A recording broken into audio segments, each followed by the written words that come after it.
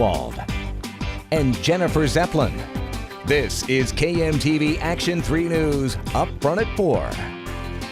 From disco to classic rock, Star Wars to pet rocks, a new exhibit at the Durham is made up of hundreds of borrowed 70s memorabilia. Lindsay is live at the Durham. That's right, and trying our best at the Aquarius pinball machine here. This is the really cool part, is that there are some parts that, ooh, look at me racking up the score. Very nice, very nice. I don't think I could do this if I went to a real arcade, but I got history on my side today.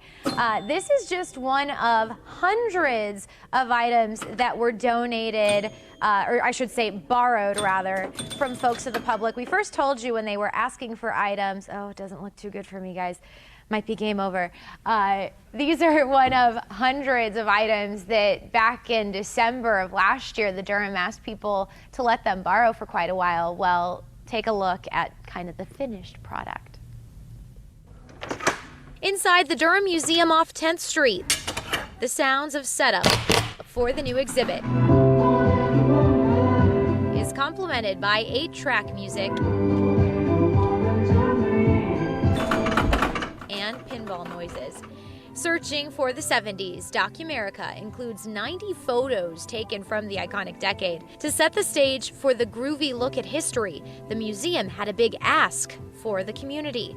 Lend us your stuff. Yep. Tom Johnson was one person who lent said stuff. Wow, that is cool. He got a glimpse of his 2 guitars the Durham is borrowing from him for the exhibit. Got this in 1976 as a 1958 reissue of the Gibson Les Paul Deluxe. One he remembers picking out at the old Hospies downtown. And went down with my grandma, and it was hanging on the wall, and we picked that up. The Durham says they got upwards of 50 suggestions on some days when they began taking them in December. T-shirts and platform shoes, table trays and a, quote, fireplace, Schwinn bikes and skateboards, roller skates and Scouts outfits.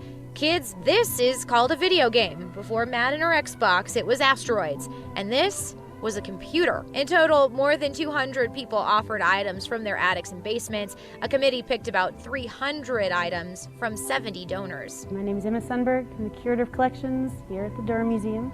It's fun to come in every morning and see something new and just feel like, that was used? What is this? Most of the items, like Johnson's guitars, are under glass, but he says if someone even wanted to take a look from frets to straps, he said he wouldn't mind. I've got insurance, and you know, it's if somebody's going to get to enjoy it or get to be introduced to something that they might not get to be introduced by picking up my guitar, I'm all for that.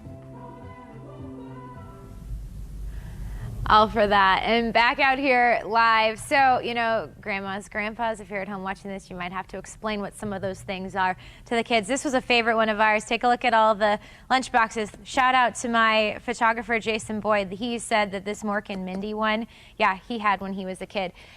Don't worry if you're feeling a little nostalgic, or maybe you were like Jason and tweeting how you felt a little old watching this story. You got plenty of time to take a trip down memory lane. The exhibit, Searching for the 70s Documerica, excuse me, opens on Saturday here at the Durham, and it'll be here for quite a little bit.